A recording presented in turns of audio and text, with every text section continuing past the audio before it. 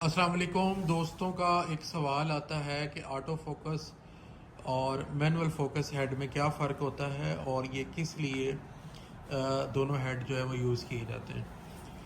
देखिए फोकस वहाँ पे काम आता है जहाँ पे हमें मटेरियल चेंज होता है।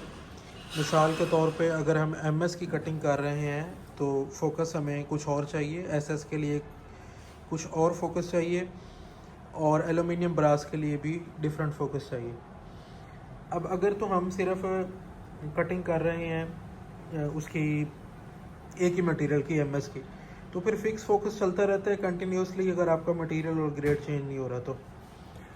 और अगर हम डिफरेंट करते हैं मटेरियल को तो फिर हमें फोकस चेंज करना पड़ता है। तो ये दोनों फोकस का मतलब आपको समझ आ गया। अब ये दोनों हेड सामने हैं, ये मैनुअल फोकस है, ये ऑटो फोकस है। ये फोकस की रीडिंग आ रही है, ये देखें दोनों में। मैनुअल फोकस में ये होता है कि ये लेड खुलती है यहाँ से, ऐसे इसको ऊपर खींच लेते हैं और इसको हाथ से घुमा के इस फोकस को, रीडिंग को हम चेंज करते हैं। और ऑटो फोकस में ये होता है कि इसके अंदर मोटर फिक्स होती है सर्वो, ये इस केबल से कनेक्टेड होती है कंट्रोलर के साथ, और ये हम सॉफ्टवेयर से इसका फोकस जो है वो सेट कर सकते हैं। इसके अपने कुछ फ़ायदे हैं, इसके अपने कुछ फ़ायदे हैं।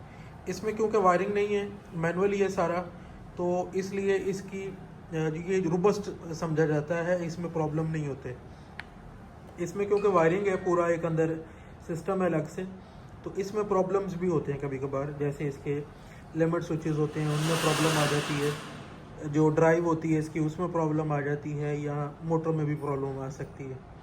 दोनों के अपने अपने फ़ायदे हैं, काम दोनों का सेम है, लेकिन फ़र्क ये है जो मैंने आपको बता दिया है कि इसमें हाथ से फोकस एडजस्ट करना पड़ेगा, इसमें ऑटोमेटिकली सॉफ्टवेयर से कंट्रोल कर सकते हैं।